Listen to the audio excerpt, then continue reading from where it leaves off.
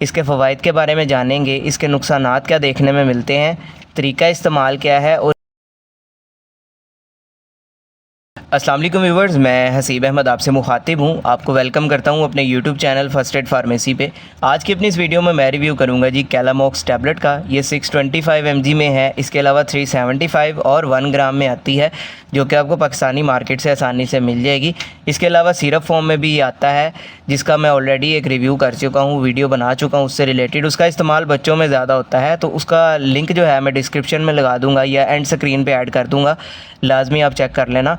तो आज हम टैबलेट के बारे में बात करेंगे। इसका इस्तेमाल बड़ों में ज़्यादा होता है, इसके फ़वाइद के बारे में जानेंगे, इसके नुकसानात क्या देखने में मिलते हैं, तरीका इस्तेमाल क्या है और किन किन कंडीशन में इसका इस्तेमाल किया जा रहा होता है। ये सारी डिटेल्स आपको इस वीडियो में मैं आज दूंगा। लेकिन उससे पहले आपसे गुजारिश है, अगर आप मेरे चैनल पर न्यू आए हैं, वीडियो को लाइक कर लें, चैनल को भी सब्सक्राइब कर लें, ताकि मेरी आने वाली इन्फॉर्मेटिव वीडियोस आप तक पहुंचती रहे। तो चलते हैं अपनी वीडियो की तरफ। ब्रांड नेम है जी इसका कैलामॉक्स, जिसको बना रहा है जी बॉश फार्मा। कीमत की बात कीजिए तो आपको ये 211 रुपये में 6 गोलियों के पैक में पाकिस्तानी मार्केट से आसानी से मिल जाता है। अभी अगर इसकी कंपोजिशन की बात कीजिए तो इसके अंदर मौजूद है 500 mg एमोक्सिसिलिन और 1 to 5 mg क्लेवोलेनिक एसिड इसके अंदर मौजूद है। तो ये बेसिकली एक एंटीबायोटिक टैबलेट है, जिसका इस्तेमाल किया जा रहा होता है बैक्टीरियल इन्फेक्शंस को ट्रीट करने के लिए। अब बात करते हैं कि किन किन इन्फेक्शन को ट्रीट करने में सबसे ज़्यादा इसका इस्तेमाल किया जाता है। तो सबसे पहले रेस्पिरेटरी ट्रैक्ट इन्फेक्शन, निज़ाम तनफ़्फ़ुज़ का इन्फेक्शन, यानी अगर आपके सांस के रास्ते का किसी किस्म का कोई इन्फेक्शन हो जाता है, जिसमें आपका गला आ जाता है पहले नंबर पर, यानी अगर आपको टॉन्सिलाइटिस हो जाता है तो उसमें इसका इस्तेमाल करवाया जा रहा होता है। इसके अलावा साइनोसाइटिस का इन्फेक्शन, ये जो हमारी कैविटीज़ होती हैं, अगर इनमें किसी वजह से कोई इन्फेक्शन हो जाता है तो उस इन्फेक्शन को ट्रीट करने में इसका इस्तेमाल करवाया जा रहा होता है। इसके अलावा ओटाइटिस मीडिया का इन्फेक्शन, यानी अगर आपके कान में इन्फेक्शन हो जाता है तो उस इन्फेक्शन को ट्रीट करने में भी इसका इस्तेमाल किया जा रहा होता है।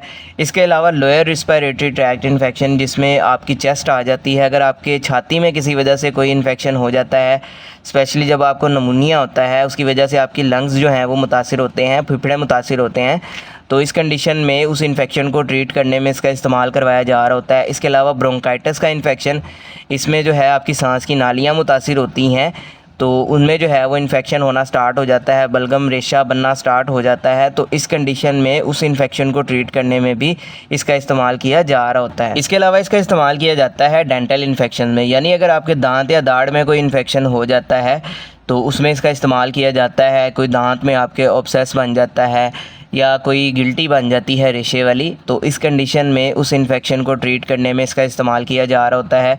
इसके अलावा स्किन इन्फेक्शंस में भी इसका इस्तेमाल करवाया जाता है, यानी अगर आपकी जिल्द पे कोई ज़ख़म ऐसा हो जाता है तो उसको ट्रीट करने में इसका इस्तेमाल किया जा रहा होता है। कोई फोड़े, फिंसी, दाने बन जाते हैं पस वाले, रेशे वाले, इस कंडीशन में भी इसका इस्तेमाल किया जा रहा होता है। इसके अलावा इसका इस्तेमाल किया जाता है अगर आपकी कोई ऐसी सर्जरी हुई है और उसके नतीजे में वहाँ पे बाद में ज़ख़म कोई इन्फेक्शन हो जाता है, तो उस इन्फेक्शन को ट्रीट करने में इसका इस्तेमाल भी करवाया जा रहा होता है।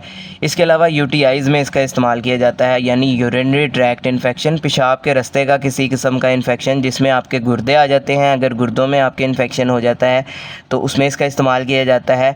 इसके अलावा गुर्दे से जो आपकी नालियाँ मसाने में जाती हैं, अगर उसमें किसी वजह से कोई इन्फेक्शन हो जाता है तो उसको ट्रीट करने में इसका इस्तेमाल करवाया जाता है।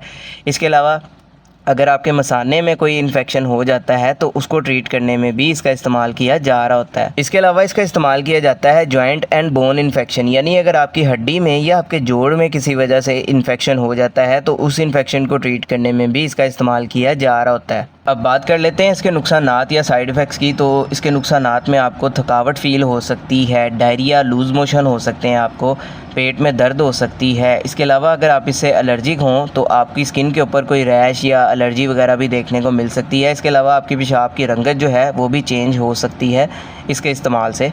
तो इस तरह के साइड इफ़ेक्ट्स जो हैं आपको देखने में मिल सकते हैं। अभी अगर बात कीजिए इसके तरीका इस्तेमाल या डोजेज के बारे में, तो वो डिपेंड करता है आपकी एज पे, आपके बॉडी वेट पे, या किस इन्फेक्शन को ट्रीट करने के लिए आपने इसका इस्तेमाल करना है।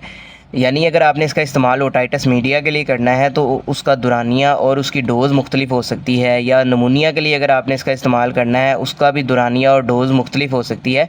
तो ये सारा कुछ आपके डॉक्टर्स ने ही आपको बताना होता है। अगर हम इसकी अमूमी खुराक के बारे में बात करें तो 625 mg टैबलेट का बाज़ औक़ात दिन में एक दफ़ा भी इस्तेमाल किया जा रहा होता है एक गोली का, बाज़ औक़ात सुबह शाम भी इसका इस्तेमाल करवाया जा रहा होता है। एडल्ट्स में कंडीशन के हिसाब से डॉक्टर्स आपको इसका इस्तेमाल करवाते हैं, इसलिए अगर आप इसका इस्तेमाल करना भी चाहते हैं तो बगैर डॉक्टर के मशवरे के आपने ख़ुद से इसका इस्तेमाल कभी भी नहीं करना, ताकि आपको बाद में किसी भी किस्म का कोई साइड इफ़ेक्ट देखने को ना मिले।